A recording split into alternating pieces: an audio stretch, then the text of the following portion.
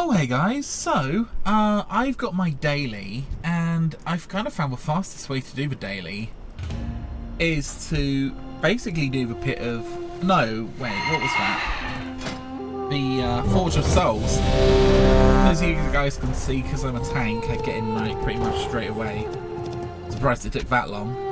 And yeah, I've got my daily from here. Greetings. From this lovely chap. He actually gives you two. They're worth 100 gold between them, and I think you get about 5 of these Emblems of Frost. So, again, I'm going to be tanking this. I'm also going to be timing this, so it's now 5:02, and you don't need to chat to this guy. Okay, it's yeah, 5:03 on here. Let's check that I'm all set up as a tank. Yes, okay. So you guys notice I might have my Death's Choice on. I've also got Dark Moon card, so I'm going to be doing more damage. But wait, am I?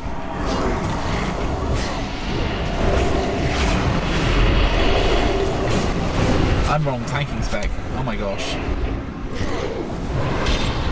I'm tanking. Oh gosh. I need to go blood.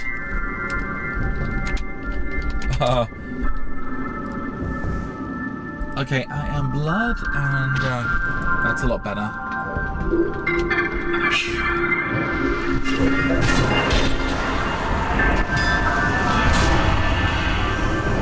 So yeah, just basic tanking really. So I'm opening with Death and Decay. Oh my gosh. I forgot to go, oh my gosh, this is like the worst thing ever. Why didn't I get ready for this?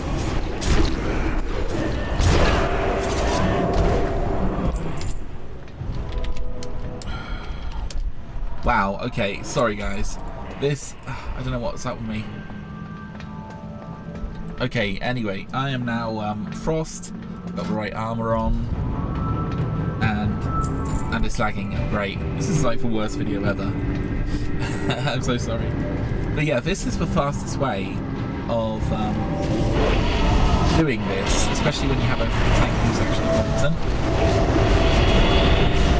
So that's a little bit better. So yeah, pull this guy over.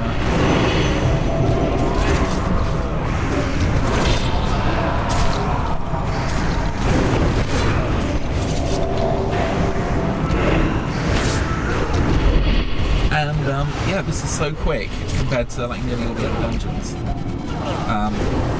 Also, I put the music up a little bit louder because the music's freaking awesome in this place.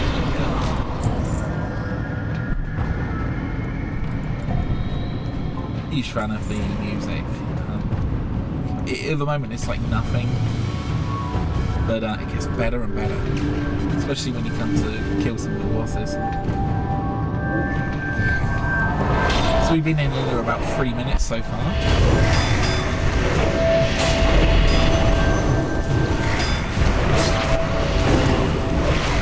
So my rotation is super simple, like I said, definitely K. Then I use Icy Touch, Plague Strike, and Pestilence, which will infect everyone with the plague.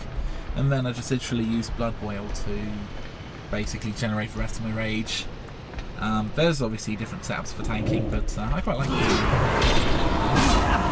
Obviously, the guy I'm infecting with the plague, I want to move into the middle as much as possible.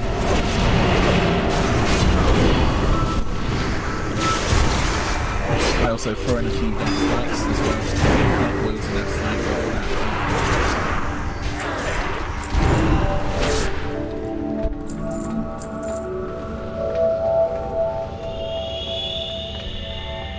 Okay, so we're on the first like micro boss thing.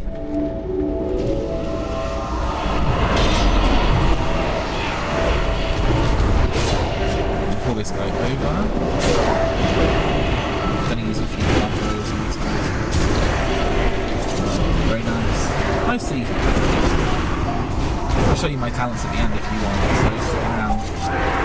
You guys will be super lucky to be honest, they're pretty standard, although they might be different, I don't know. But I've got the talents that I kind of like. So I think everyone's different. Obviously, watch you don't fall down none of these holes, because that would be a bit of a disaster. So we're 7 minutes in. Actually, more like 5, I think.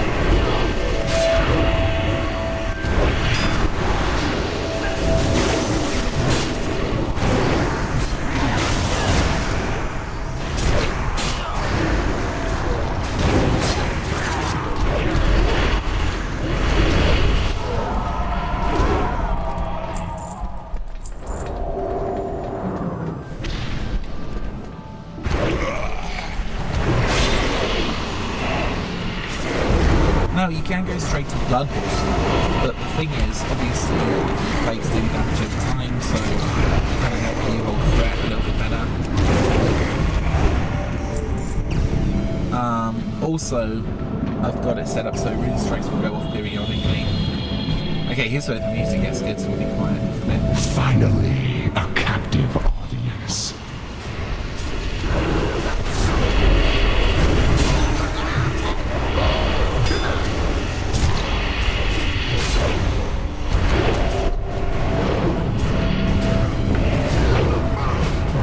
Sever your soul from your body.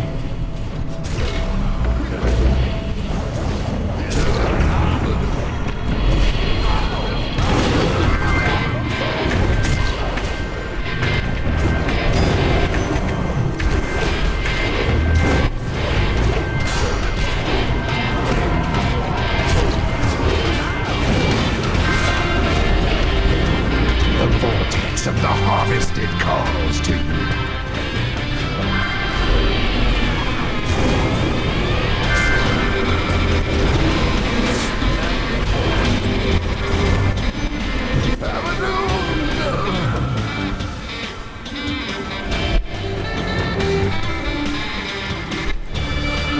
I will say this guy sometimes gets a really nice 20 slot bag.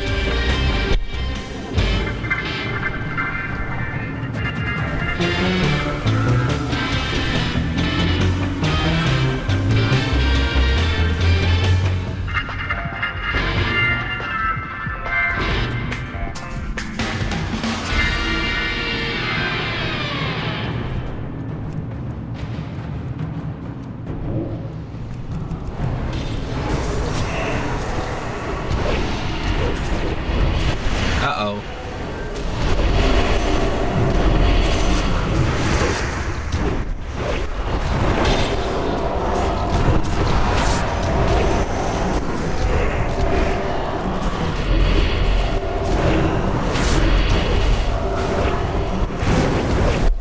Not normally meant to pull that one, but I guess we did. Yeah, I absolutely love that music. We're nearly at the end. Okay, so 10 minutes. So I'd say we've been about 7 minutes in here, roughly speaking. So you can do the whole thing in about 10 minutes. Usually you can do a dungeon like this in about 20, so it's literally like the fastest one to do for me.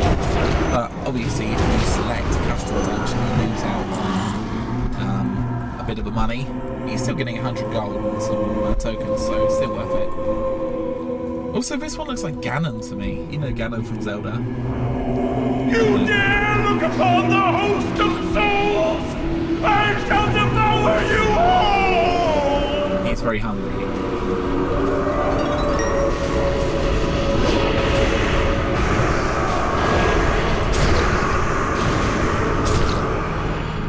Don't damage double stuff, I'm guessing. Suffering, anguish, chaos. Rise and feed.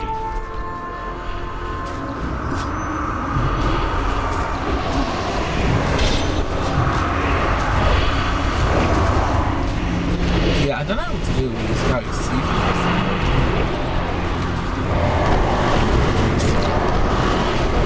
Yeah, he's almost dead, so... As long as you've got a reasonably good healing,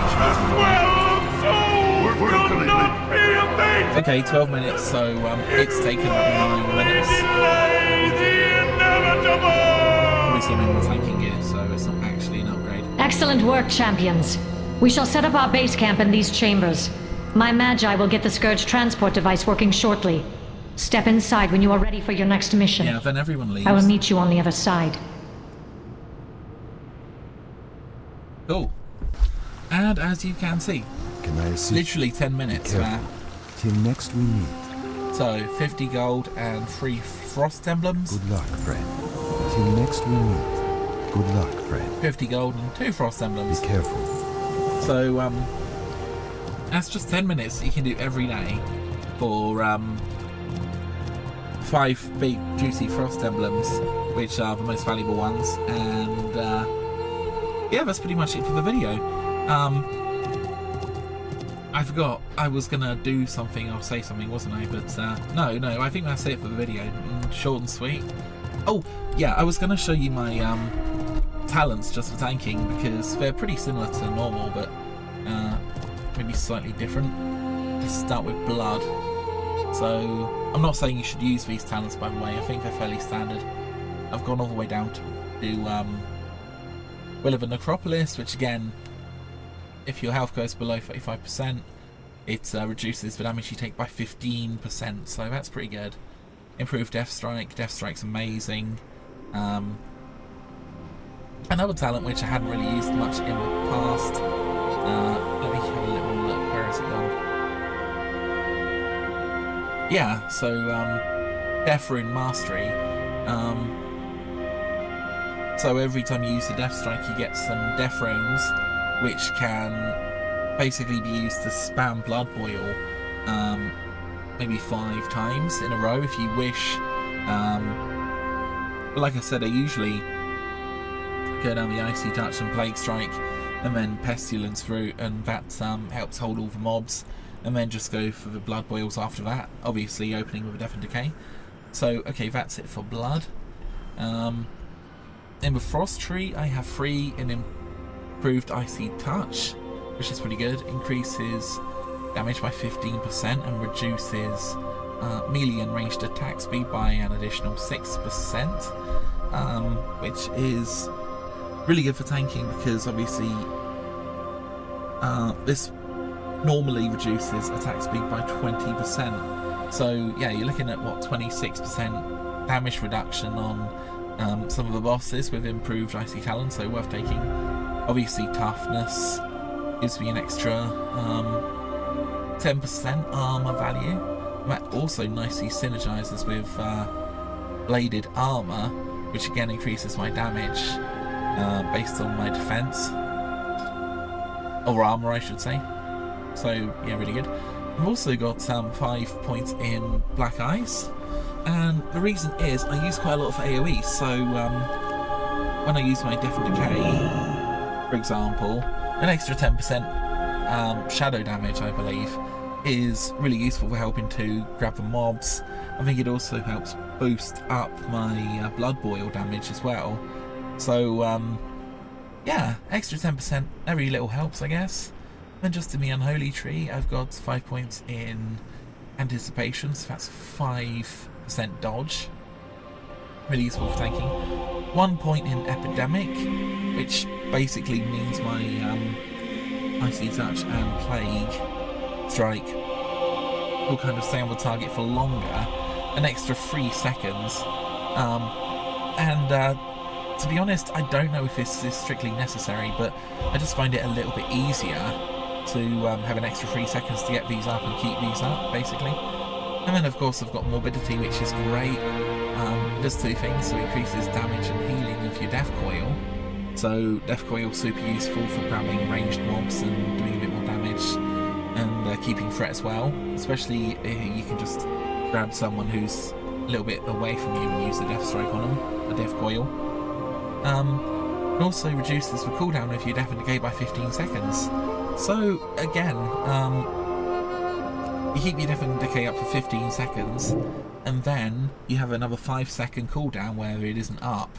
So this is a brilliant opener, and you could probably put 2 points in Morbidity if you wanted to, but I like having it ready on, you know, when I need it, basically. So I really like Morbidity. It's so good for opening, you know, as a sort of AoE blood tank. And yeah, let's just go over glyphs. So Glyph of Rune Strike increases the critical strike chance of your Rune Strike. Again, I've got a macro here which I can show you guys, or my Rune Strike. So I think it might be macro to my Death Strike possibly. So basically it does the Death Strike and then it will activate the Rune Strike if it's ready, just to do a bit more extra damage on my auto attack.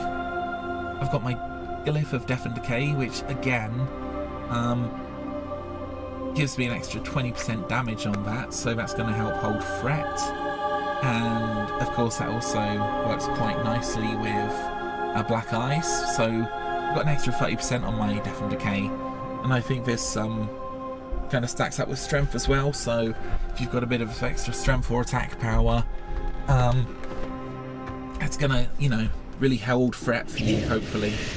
Not on its own, but you know, you can combine it with either a few blood boils or a few icy touch and plague strikes and you're in there. Cool, and then lastly I have Glyph of Icy Touch.